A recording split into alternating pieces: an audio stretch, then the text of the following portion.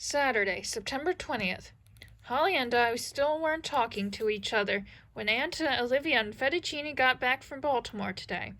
But when Aunt Olivia invited us into her room to teach us how to knit, we both said yes.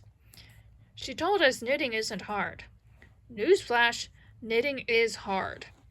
You have to hold a stick in each hand and use one to tie yarn around the other.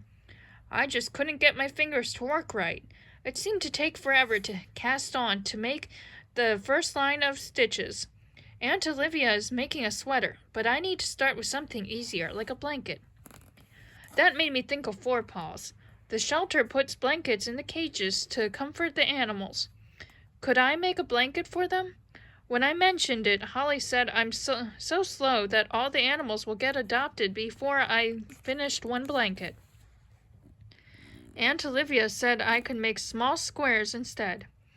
It would be easier, and she would sew them together to make a blanket. Holly even said she'd help, so we each started on a square. My yarn kept tangling, and Holly told me to pull it tighter. She acted like she's been knitting her whole life.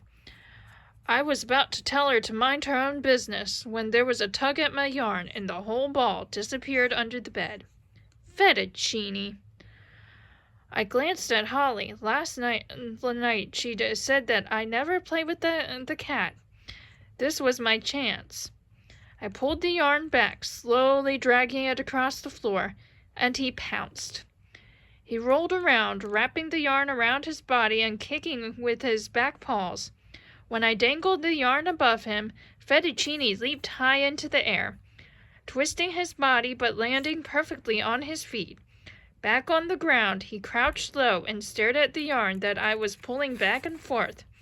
Holly and I started laughing when he wiggled his butt and ran after the yarn.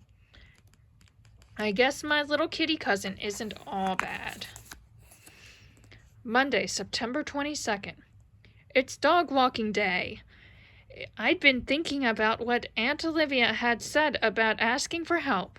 So before school, I went into Holly's room. She showed me the new pictures she's working on of an owl taking off from a tree. A tree branch. It's so detailed, and she's painting the feathers with a dozen different shades. I said it looked owlsome. I asked Holly if she would help me walk the dogs. I expected her to say yes right away, but she hesitated. She wanted to work on her picture, not spend all afternoon at the dog park. I don't know why anyone would choose drawing over dogs, but when Holly starts a new art project, she gets obsessed. She finally said she'd help me if I paid her half the money. I said fine. But it was not fine. On the walk, Holly wanted to make all the decisions. She says, "Oh, you carry the poop bag. Teach Crescent not to bark so much. We should go this way. Hold Pixel's leash lower down. Oh, it's time to go home." After one walk, I'm not sure if having Holly's know-it-all help is worth it. Having her with me did make some things easier, though. One, I held only Pixel's leash, so it didn't get tangled with the others when Pixel took off after squirrels. 2, when Thor stopped to rest, Holly stayed with him. 3, Crescent wasn't jealous when I paid attention to the other dogs.